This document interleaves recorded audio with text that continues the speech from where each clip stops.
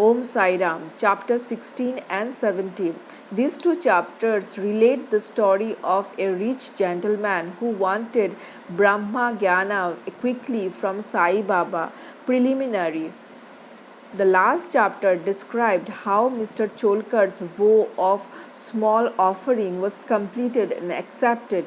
In that story, Sai Baba showed that he would accept with appreciation any small thing offered with love and devotion. But if the small thing was offered with pride and haughtiness, he would reject it, being himself full of such chit anand existence, knowledge, and bliss. He did not care much for more outward formalities, but if an offering was made in meek and humble spirit, the same was welcome, and he accepted it with pleasure and avidity.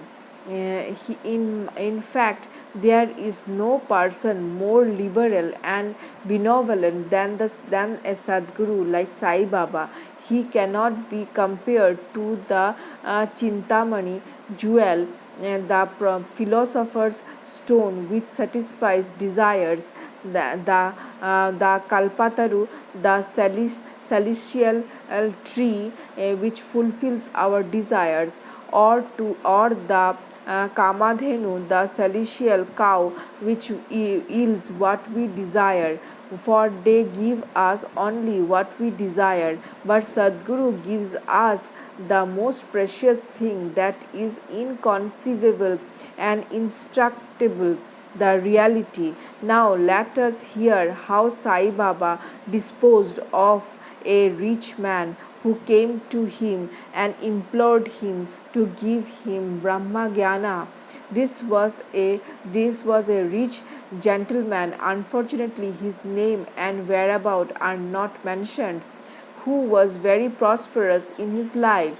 He had amassed a large quantity of wealth, houses, fields, and lands, and had many servants and dependents.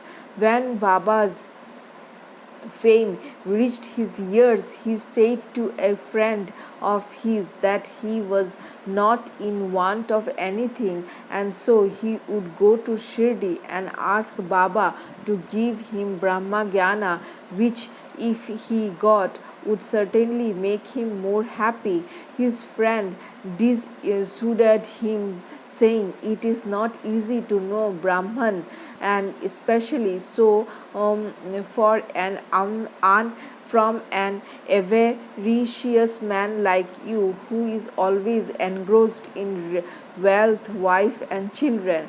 Who will, in your quest of Brahma Jnana, satisfy you that won't give away even a piece in charity?" Not minding his friend's advice, the fellow engaged a return journey Tanga and came to Shirdi. He went to the masjid, saw Sai Baba, fell at his feet and said, "Baba, hearing that you show the Brahman and to all who came over here without any delay, I have come here all the way from my distant place. I am much fatigued by the journey, and if I get the Brahman from you, my troubles will be well paid and rewarded." Baba then replied, "Oh, my dear friend, do not be anxious. I shall immediately show you the Brahman. All my dealings are in cash and never on credit. So many people come to me and ask for wealth, health, power, honor, position, cure of diseases, and other temporal matters. Rare is the person who comes here to me and asks from Brahma Jnana.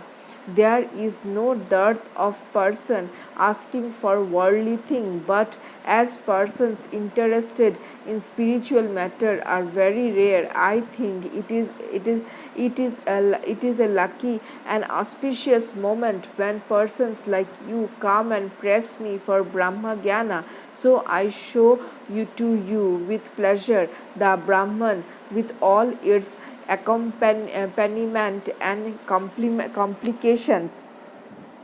Saying this, Baba started to show him the Brahman.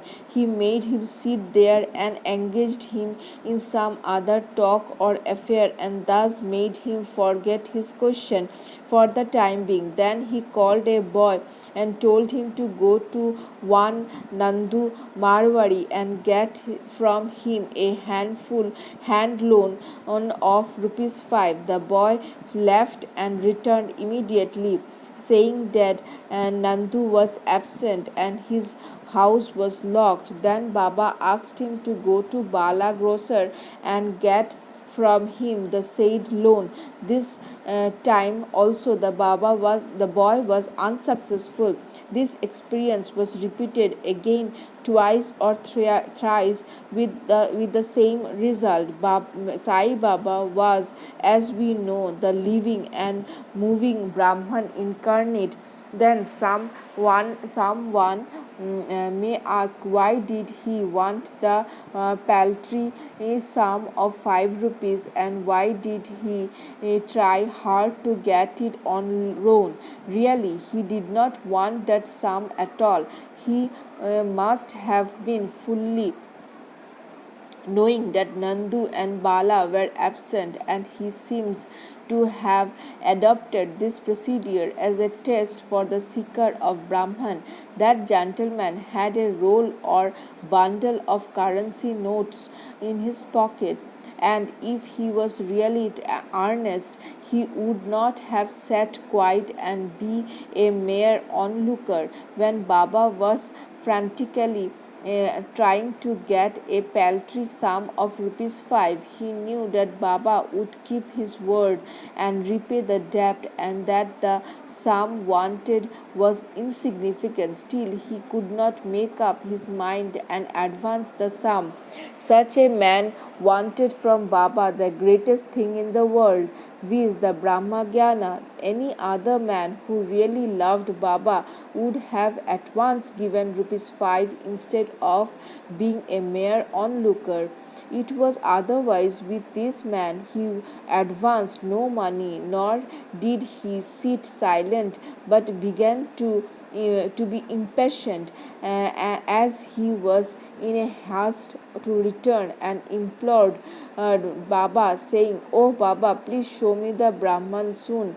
Baba replied, "Oh my dear friend, did you not understand all the procedure that I went through sitting in this place for enabling you to see the Brahman? It is in short this: for seeing Brahman one has to give 5 things, that is, surrender 5 things, viz. 5 pranas, vital forces, 5 senses, 5 of action, 5 of perception, mind, number 4 intellect, and number 5 ego. This path of Brahma Jnana of self-realization is as hard as to tread on the edge of a razor. Sai Baba then gave rather a long discourse on the subject, the purpose of which is given below. Qualification of Brahma Jnana or self-realization.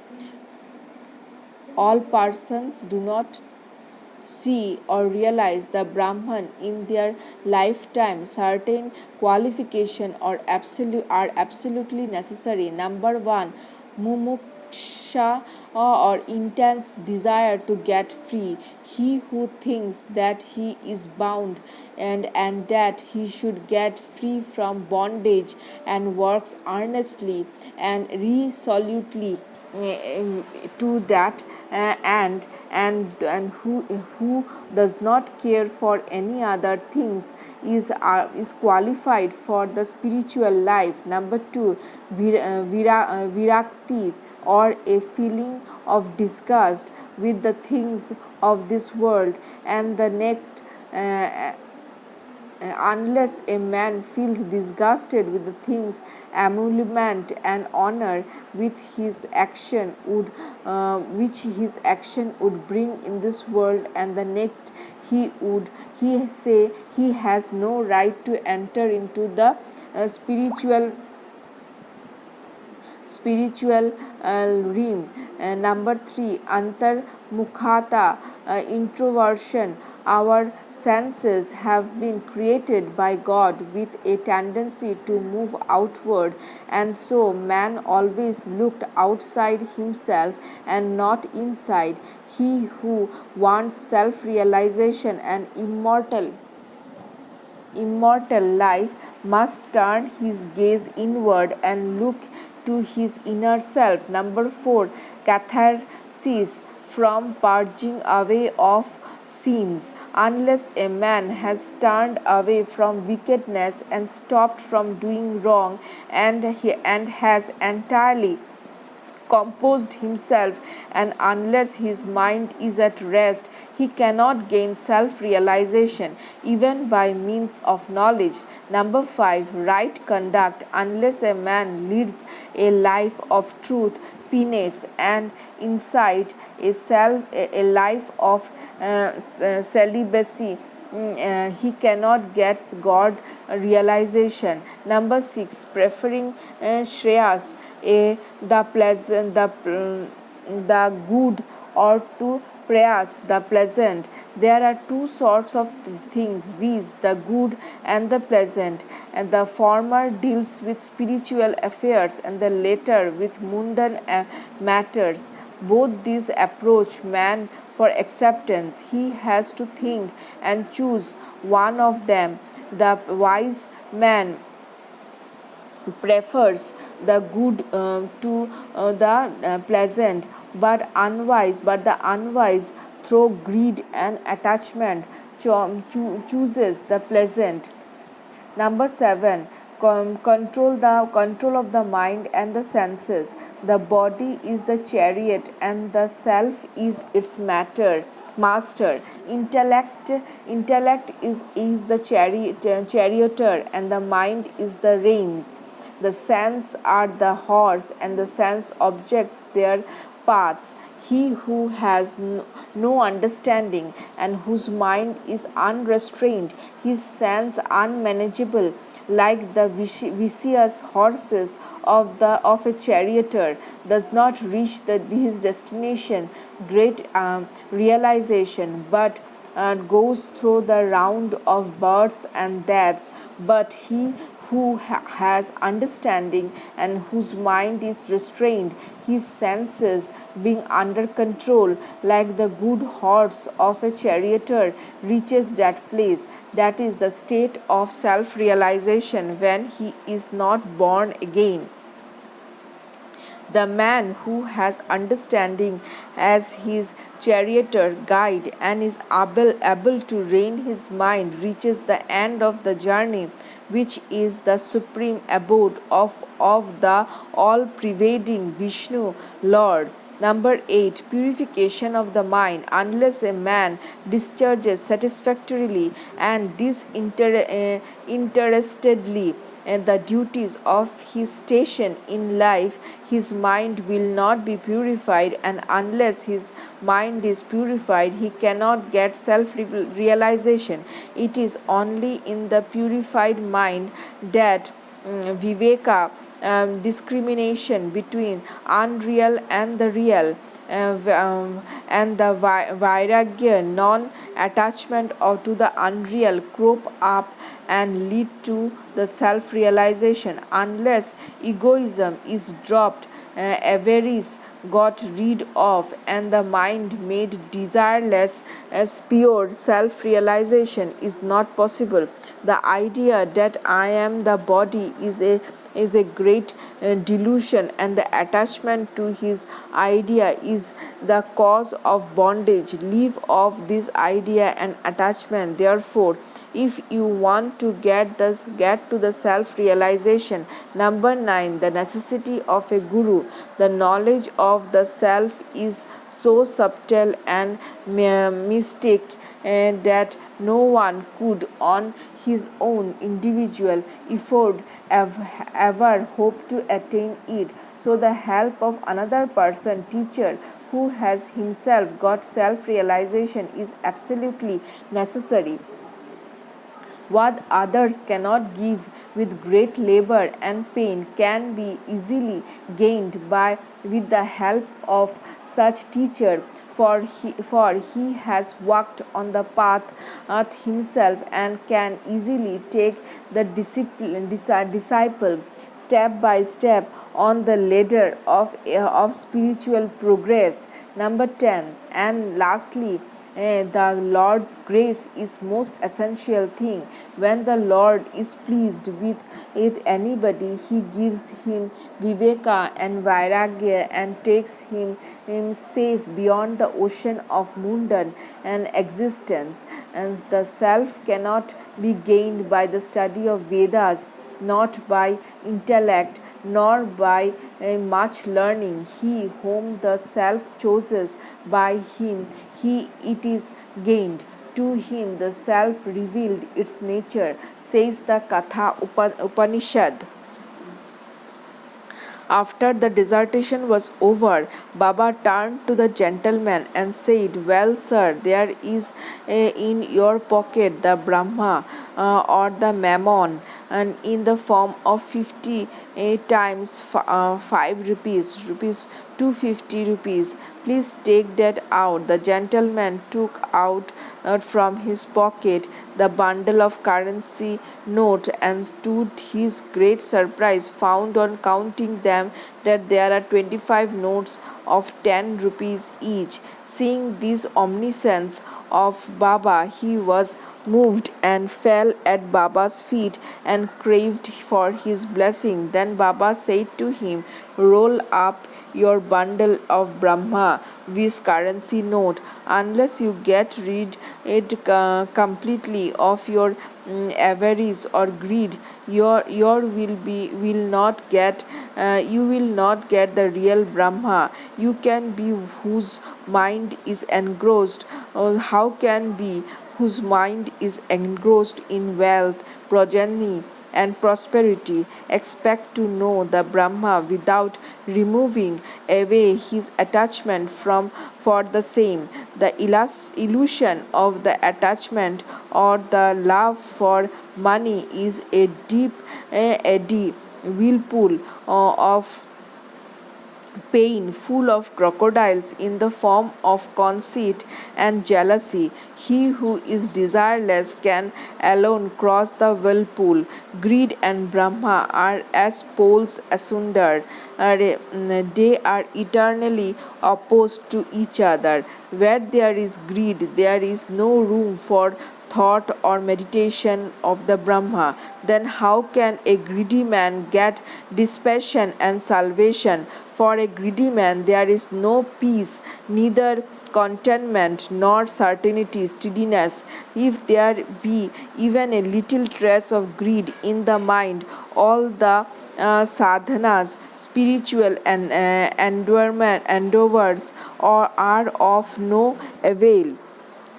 Even the knowledge of a well read man who is not free from desire of the fruit or reward of his action, and who has got no disgust for the same, is useless and cannot help him in getting self realization.